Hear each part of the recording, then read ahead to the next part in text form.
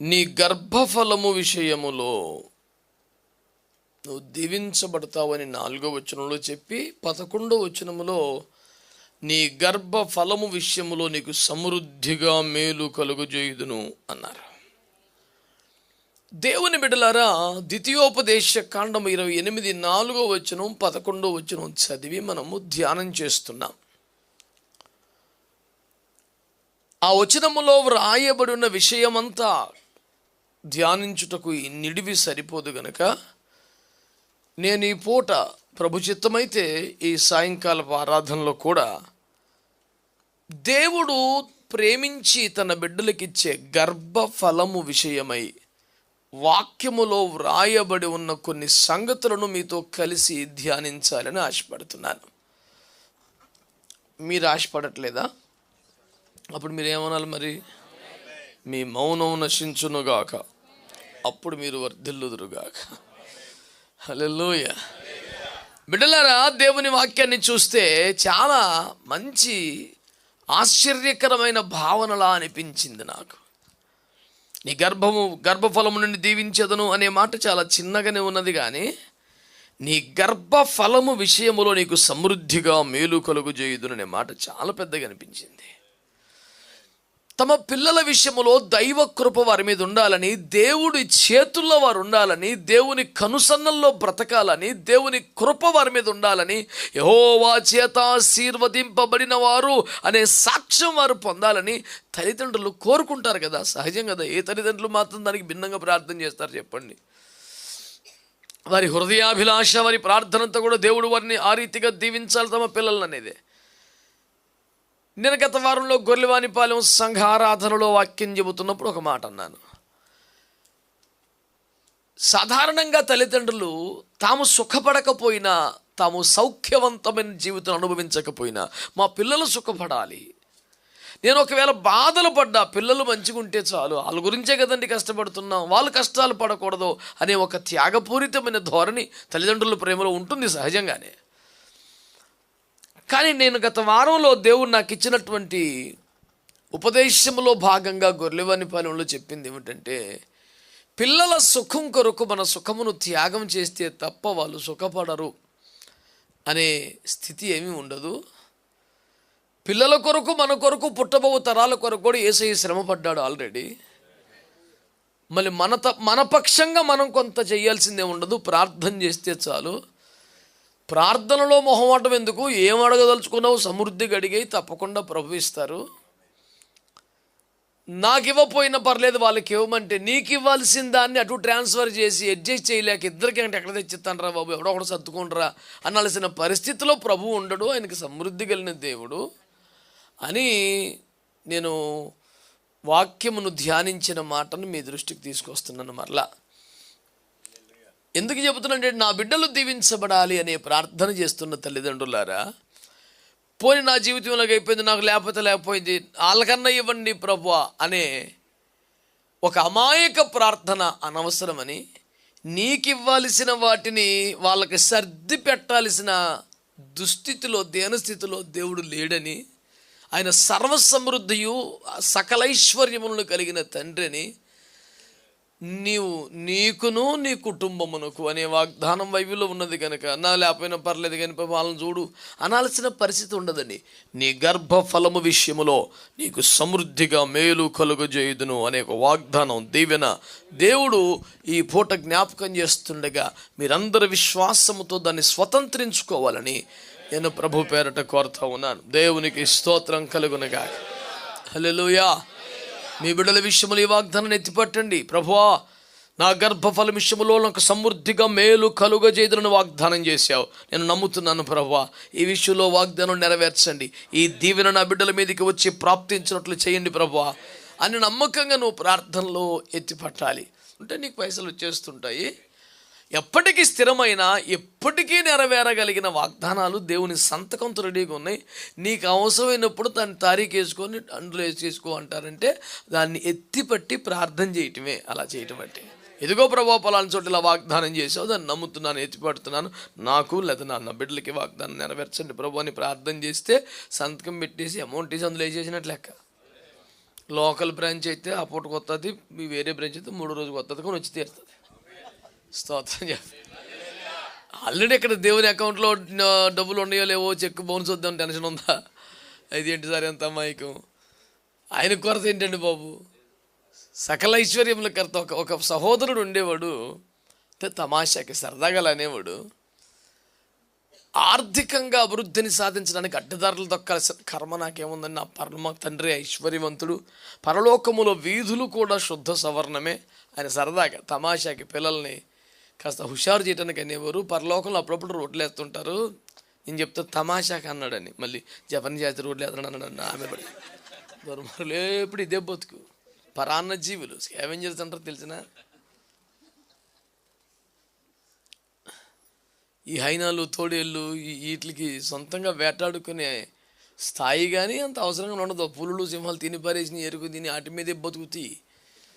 అలాంటి వాళ్ళు ఉన్నారు, దేవుడు అందరిని కాపాడుగాక.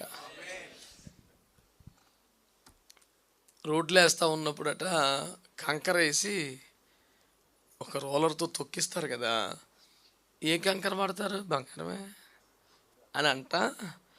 ఒక చిన్న గులకరాయి కంకరాయి తాపి పడిపోతే చాలు కదా నాకు దాని గురించి ఎందుకని ఇంత టెన్షన్? రోడ్డు వేసినప్పుడు వేసిన కంకర వచ్చి పడిపోతుంది సరిపోతుంది, ఇంత రాయి పడిపోతుంది జీవితంతో. అంటే చిన్న బిడ్డల్లో అవును తండ్రి దగ్గర సమస్తం ఉంది, సమృద్ధి ఉంది, ఐశ్వర్య ఘనతలు ఉన్నాయి, వెండి బంగారాలు ఉన్నాయి, ఆయన తలుచుకుంటే ఇంత మొక్కబారి వేసిన మన జీవితానికి సరిపోద్ది అనే ఒక విశ్వాసం సండే స్కూల్ పిల్లల్లో కలుగజేయడానికి అతడు చమత్కారంగా అలా చెప్పాడు. అది మహాపాపమేం కాదు, దానికి రెఫరెన్స్లు చెప్పమని కొట్టుకు చచ్చిపోవద్దని మనవి చేస్తున్నాను. విశ్వాసమును ప్రోత్సహించుటకు ఒక ఉపమానంగా, ఒక పోలిగ్గా మాట్లాడారు. అది అపరిమితమైనటువంటి వేదాంతపరమైన మహాఘోర దోషముగా, ఏమంటే ప్రకృతిలో మొత్తం విలయం సంభవిస్తున్న గ్రహాలు ఢీకొట్టి పడిపోతున్నట్టుగా మా మీద పడిపోవటం ఎందుకు? దేవుని స్తుతించండి, వాగ్దానం ఎత్తిపోతండి, దేవుడు మిమ్మల్ని దీవిస్తాడు.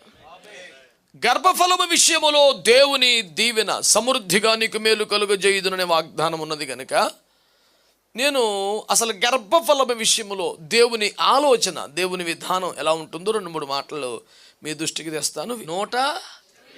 127వ కీర్తన, అందులో వ్రాయబడినటువంటి వచనం ఏంటంటే, కుమారులు యెహోవా అనుగ్రహించు. అది తర్జుమా దోషమని, అది సరైన మాట కాదని కొన్ని వందల సార్లు నేను మీకు జ్ఞాపకం చేశాను. మరొకసారి సందర్భం వచ్చింది కనుక, ఆనాటి దినములలో బైబిల్ని తర్జుమా చేసినటువంటి విలియం కేరీ గారికి భారతదేశములో ప్రతి రాష్ట్రము నుండి కూడా, ప్రతి భాష మాట్లాడే వారి నుండి కూడా ఆయా భాషా పండితులను కొంతమందిని తీసుకున్నారు. ఆయా భాషా పండితులు ఆంగ్లమును మరియు ఆంధ్రమును ఎరిగిన వాళ్ళు అయితే చాలు, వాళ్ళు ప్రభువుని ఎరగాల్సిన అవసరం ఏముంది. ట్రాన్స్లేటర్స్గా తీసుకున్నవారు వారికి ఉన్న నాలెడ్జ్ని బట్టి ట్రాన్స్లేట్ చేశారు, కానీ వాక్యపు కోణం వారికి తెలియదు కనుక వారు అలా ట్రాన్స్లేషన్లో కొన్ని పొరపాట్లు వచ్చాయి.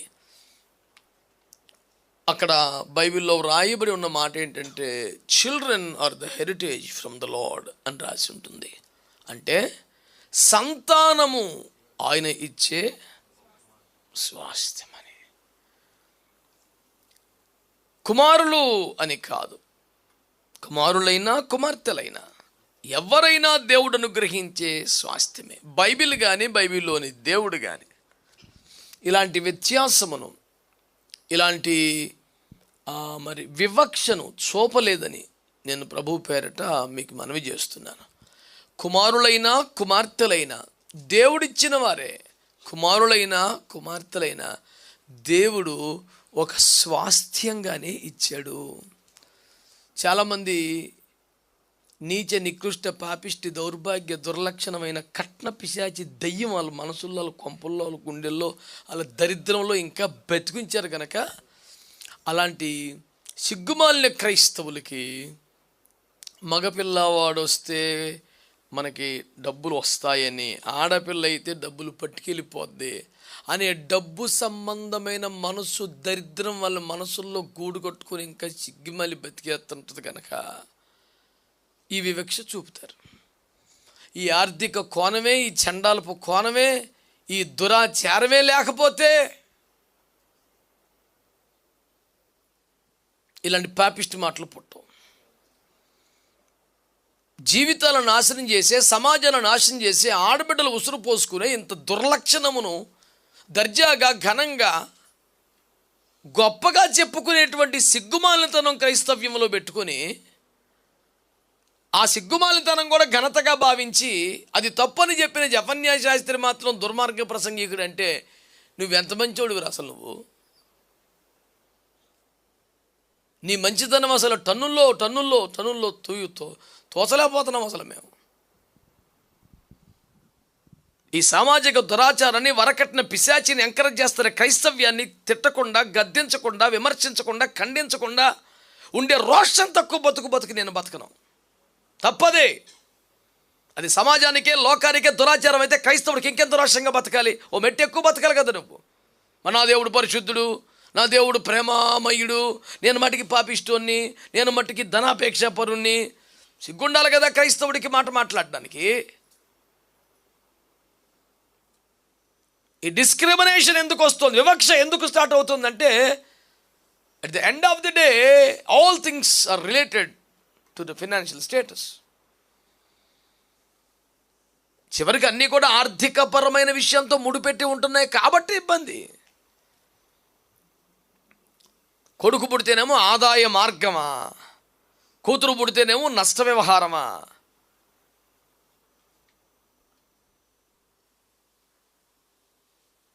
వెళ్ళకూడదు, అసలు పెళ్లి చూపులు అనకూడదు, అసలు ఈ లోకపు రివాజులు ఏమి ఉండకూడదు.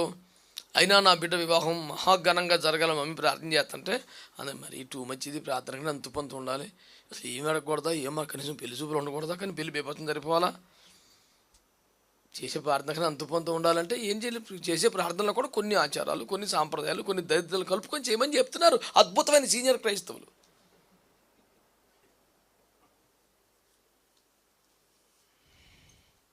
చిచ్చేయని మా మమ్మీ అలాగే చేసేది. ప్రభా ఏం జరగకూడదని బేబత్సం జరిపోలి పెళ్ళి. అలాగే జరిగింది.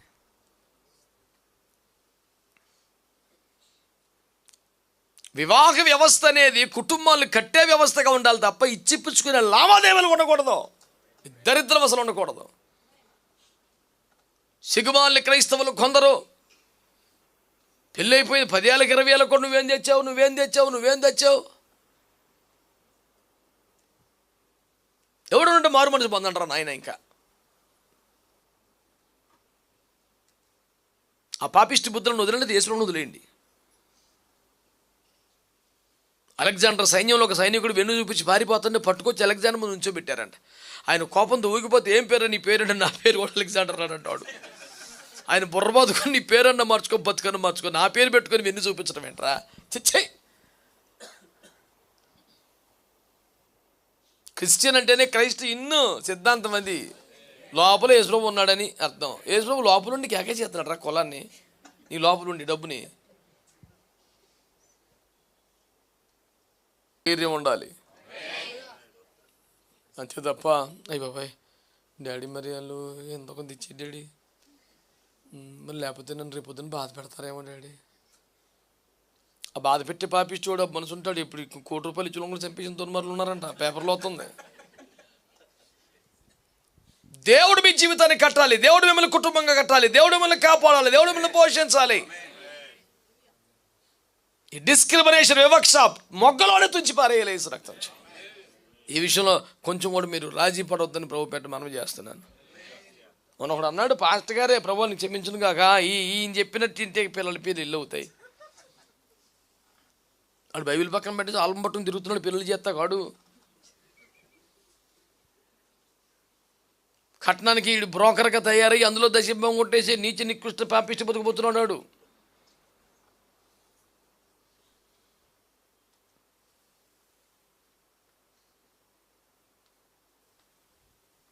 వాళ్ళు అట్ట బతకొచ్చుగా నేను అనకూడదండి, వచ్చిన బాధ అది. ఏజన్న గారు చెప్పారు, నేనే వినలేదులే.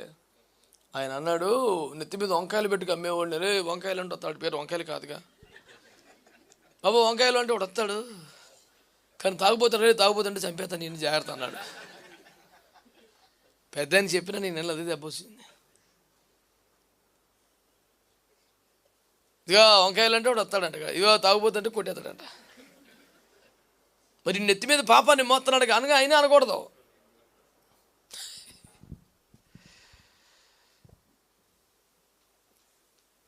వాళ్ళకున్న విశ్వాసాన్ని బట్టి, వాళ్ళకున్న అవగాహన బట్టి, వాళ్ళకున్నటువంటి జ్ఞానాన్ని బట్టి, మైథలాజికల్ స్టఫ్ను బట్టి వాళ్ళు కుమారులు అయితేనే కలిసి వస్తుంది. కానీ మీకు కుమార్తెలు ఏముంది పాపం అని వేసుకున్నారు. కానీ భూమి మీద అందరికీ కుమారులు పుట్టేసి వీళ్ళు ఏం చేస్తారు ఇప్పుడు? ఇప్పటికే దేశంలో చాలా దేశాల్లో ఆడపిల్లల కొరత ఉందని ఆయా ప్రభుత్వాలు ఆడపిల్లలు ఎవరికైనా పుడితే వారికి ప్రోత్సాహక బహుమతులు ఇస్తున్నారని, వీళ్ళు గర్భవతులైంది మొదలుకున్న ఆడపిల్ల పుట్టాలని దేవుళ్ళకి దండం పెట్టుకుంటున్నారంటే ఇప్పుడు జనం.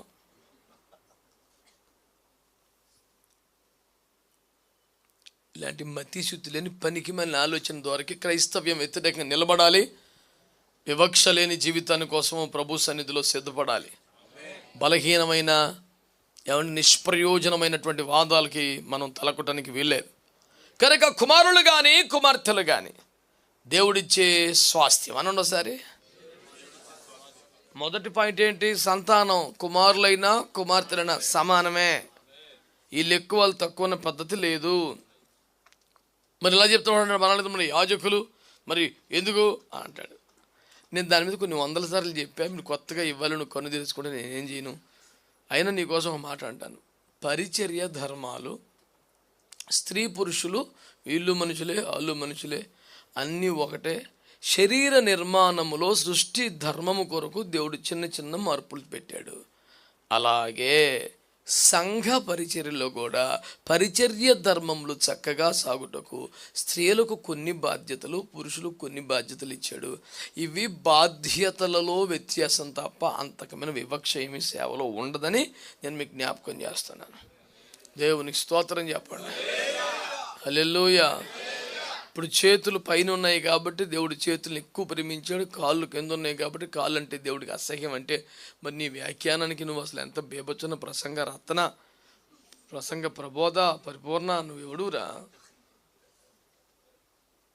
ఎంతైనా దేవుడికి కాళ్ళు అంటే అసహ్యం. అందుకని వాటిని నేల మీద పెట్టాడు.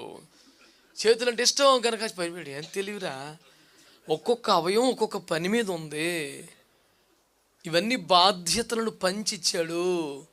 కనుక కాలు ఎప్పుడు నేల మీద ఉంటున్నానని నువ్వు అనవసరంగా బాధపడద్దు. నీ మళ్ళీ ఆడు భూమి మీద ఉంటున్నాడు, అసలు నువ్వు సంతోషపడాలి.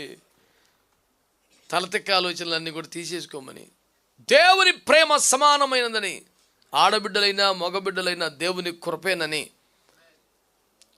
గర్భఫలము విషయంలో మొదటి మాట ఆడపిల్లలైనా మగపిల్లలైనా సమానం.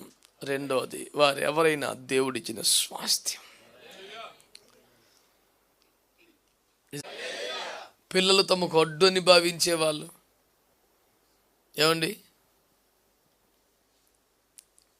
తమ సంతోషాలకు, తమ నిర్ణయాలకు, తమ యొక్క వ్యాపార వ్యవహారాలకు బిడ్డలు అడ్డు అని భావించి సర్వసమృద్ధి కలిగి కూడా బిడ్డలు తీసుకెళ్ళి ఎక్కడో పడేసేవాళ్ళు ఇలాంటి వాళ్ళు ఉంటారు భూమి మీద. వారి కన్నులు తెరవబడాలి. బిడ్డలు దేవుడిచ్చిన ఆస్తి, స్వాస్థ్యం అని గుర్తుపెట్టుకోండి. అంతేకాకుండా ఆ తదుపరి వచనంలో గర్భఫలం ఆయన ఇచ్చిన బహుమానమే అని రాశాడు. అంటే పిల్లలు ఒక బహుమానం అనండి. మొదటి మాట పిల్లలంతా సమానం. 2 పిల్లలు దేవుడిచ్చే స్వాస్థ్యం. 3 పిల్లలు బహుమానం. ఏమండి, కనుక వీళ్ళు ఎంత చదువుతారు, వీళ్ళు ఎంత అందంగా తయారవుతారు, ఎంత బలిష్టంగా ఎదుగుతారు, భవిష్యత్తులో ఎంత ఈ క్యాలిక్యులేషన్లు ఏమిట్రా? దేవుడిచ్చిన బహుమానం గుండెలు కత్తుకోవాలి, గుండె నిండా ప్రేమను కురిపించి వారిని ప్రేమలో పెంచుకోవాలంతే. మాట్లాడలేదేంటి? స్తోత్రం, హల్లెలూయా. దేవుని బిడ్డలారా, సమాజంలో పరిస్థితులు బాలేవు కాబట్టి మేము ఇలా బాధపడుతున్నాం, మాకు మాత్రం ప్రేమ ఉండదా? ఆడపిల్ల పుడితే ఎన్ని కష్టాలు బాధలు మీకు ఏం తెలుసండి అంటే, ప్రపంచంలో అలాంటి దుష్టులు, దుర్మార్గులు, పాపిష్టులు అన్నమాట. నిజమే, వాళ్ళని మైమరిచిపోయి అంత ప్రేమ నువ్వు చూపించు. అంతేగాని అందరూ అలాంటి వాళ్ళు కాబట్టి నువ్వు కూడా భార్యకు. ఎంత దుర్మార్గం! కనుక సంతానము లేదా పిల్లలు సమానం. 2 స్వాస్థ్యం. 3 బహుమానం. 4వ మాట, యవన కాలం ముందు పుట్టిన కుమారులు బలవంతుని చేతిలోనే. అంటే సంతానమే ఒక ఆయుధం అనండి. పిల్లల్ని ఒక ఆయుధంగా ఇస్తారంట దేవుడు నీకు. అట్టివారు తన అంబులు పొది నింపుకునేవాడు ధన్యుడు, అట్టివారు గుమ్మములో విరోధులతో ధైర్యంగా పోట్లాడతాడు. అంటే ఏంటి అర్థం? సంతానాన్ని దేవుడు నీ అంబుల పొదిలో ఒక అస్త్రంగా, ఒక ఆయుధంగా నీకు ఇస్తాడంట. నీ గుమ్మంలో నిలబడి నీతో పోరాడే, వాదించే విరోధితో, శత్రువుతో రేపున్న ఒక స్పిరిచువల్ వార్ఫేర్ చేయడానికి దేవుడు నీకు ఇచ్చిన ఆయుధం నీ సంతానం.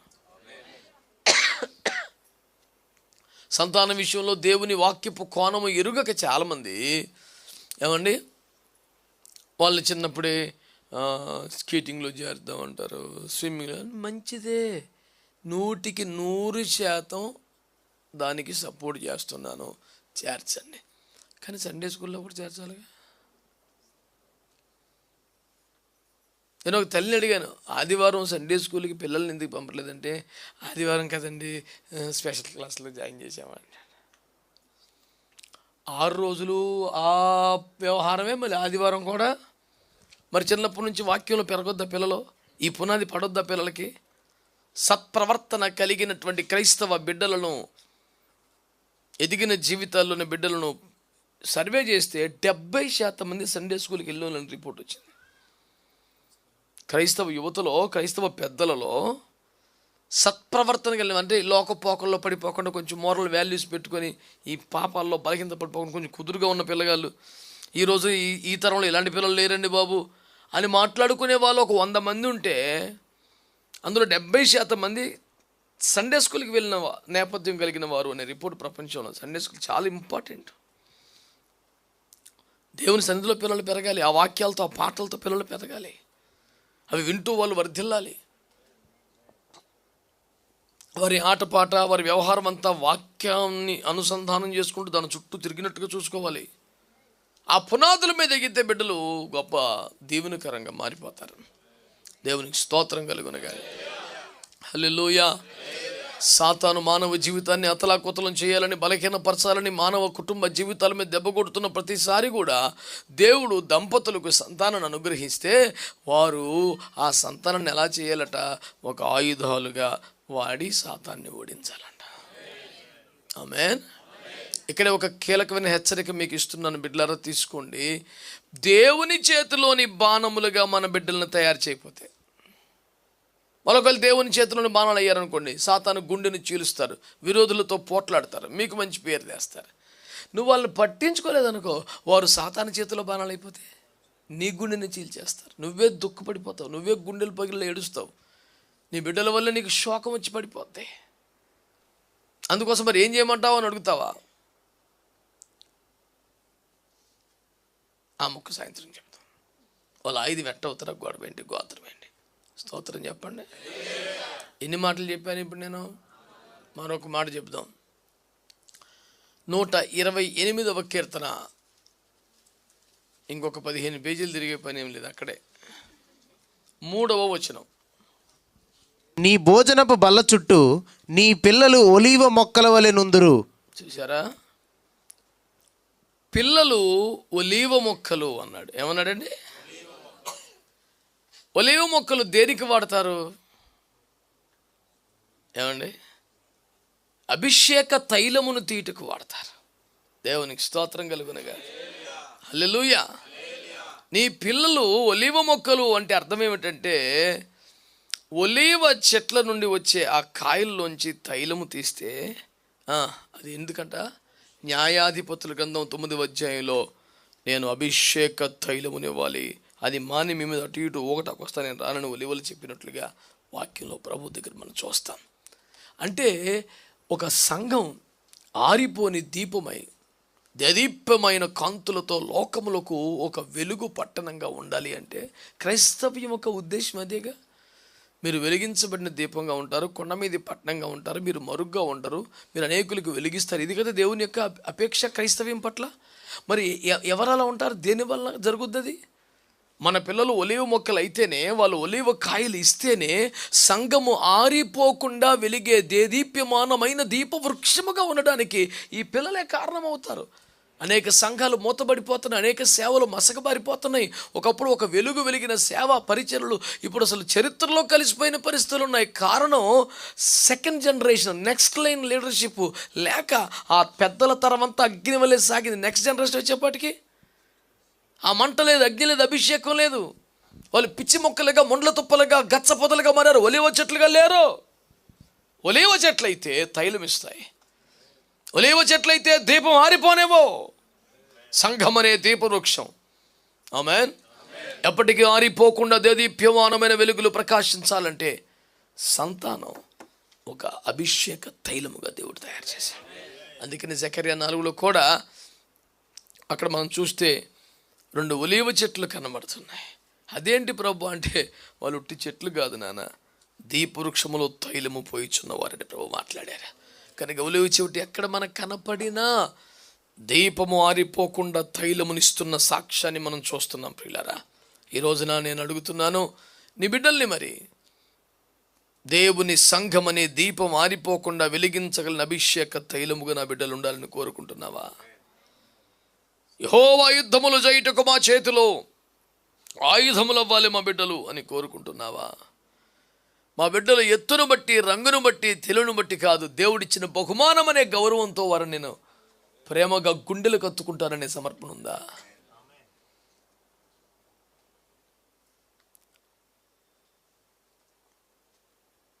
బీహార్, హర్యానా ప్రాంతం నుండి కొంతమంది బిడ్డలు అన్నయ్య దగ్గర పరిచయలో ఉంటారు, చిన్న చిన్న పిల్లలు.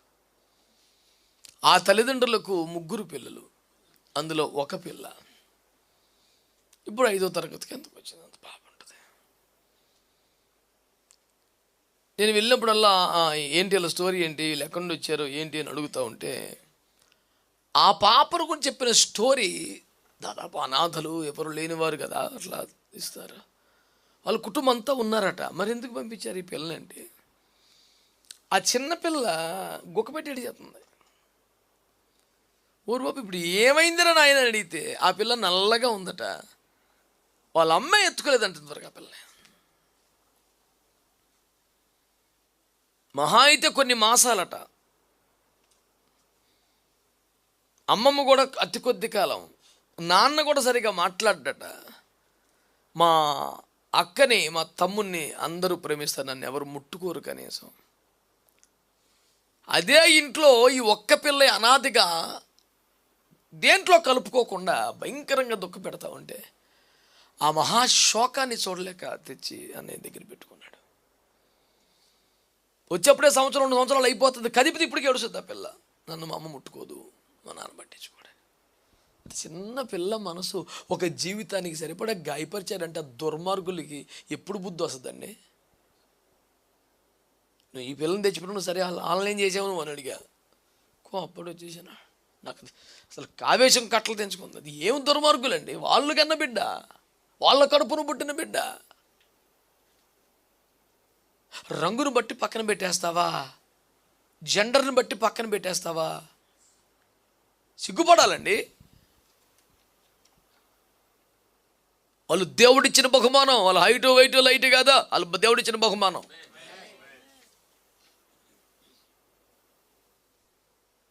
ఒక బహుమానాన్ని మనం దాని రేటును బట్టి కదా ఎంత స్థానం ఇస్తాం. దేవుడిచ్చిన బహుమానం, నీ పెళ్ళికి నీ కొంపగా నుంచి బహుమానం ఇస్తే పలాని వారు ఇచ్చారు, నువ్వు మురిచిపోయి గోడ తగిలించి ఎత్తను. దేవుడిచ్చిన బహుమానం ఎంత అపురూపం చూసుకోవాలా? పాపిష్టి ఆలోచన ద్వారా కాకపోతేను. కనుక ఈ 5 మాటలు మనసులో పెట్టుకోండి. సంతానం ఎవరైనా సమానమే. 2, సంతానము దేవుడిచ్చిన స్వాస్థ్యం. 3, సంతానం ఆయన ఇచ్చిన ఒక బహుమానం. 4, సంతానం నీ ఆత్మీయ పోరాటములో విజయాలను కలిగించడానికి దేవుడిచ్చిన ఒక ఆయుధం. 5, సంతానం అభిషేక తైలం. నీ బిడ్డల వలన సంఘములో దీపం వెలగాలి, దీపం ఆరిపోకుండా చూసేవారుగా ఉండాలి. ఆ మాట నాకు చాలా ఇష్టం. సమూయేలు గ్రంథంలో 3వ అధ్యాయంలో ఉంటుంది ఆ మాట. దీపం ఆరిపోక మునుపు సమూయేలు, బాలుడుకు సమూయేలు పరిచర్య. అసలు ఆ పదవి ఎంత ఇష్టమో నాకు, అసలు ముద్దేసుకొచ్చేసే మాట. అబ్బాబ్బాబ్బా ఎంత కమ్మని మాట. కొడుకులు భ్రష్టులు అయిపోయారు. ఏలి గారు కదలలేకపోతున్నారు. ఇక దీపం మారిపోయే పరిస్థితి. ఏడ్చి కన్నీరు గచ్చి మొరపెట్టి కొడుకుని సంపాదించుకుంది. పాలు మరిచిపోక తీసి గుళ్ళు వదిలేసింది. అది అడుగు పెట్టే టయానికి దీపం మారిపోయేలాగా ఉందంట. టక్కున వచ్చి నూనె పోసాడు. అది మొదలుకొని మొత్తం ఇశ్రాయేలు చరిత్రలో అత్యధిక కాలం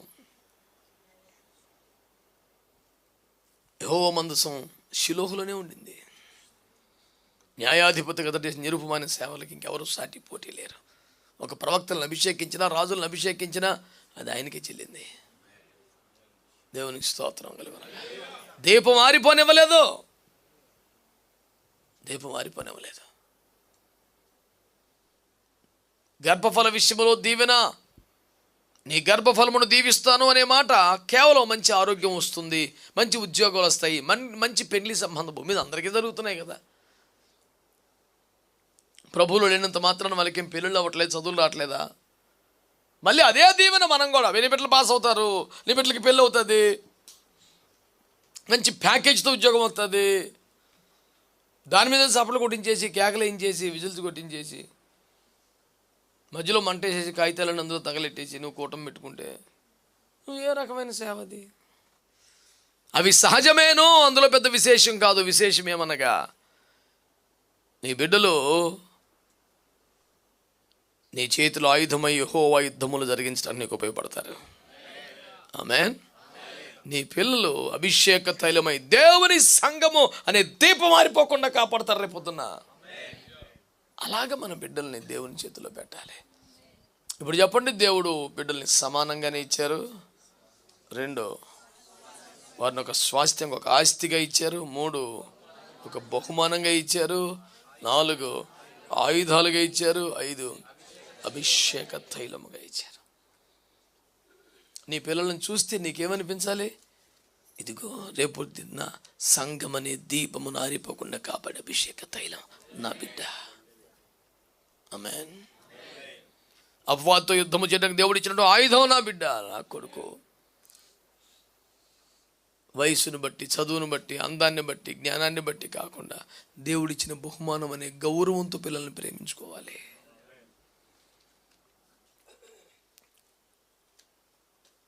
వాళ్ళకి ఆస్తిగా మనం భావించాలి.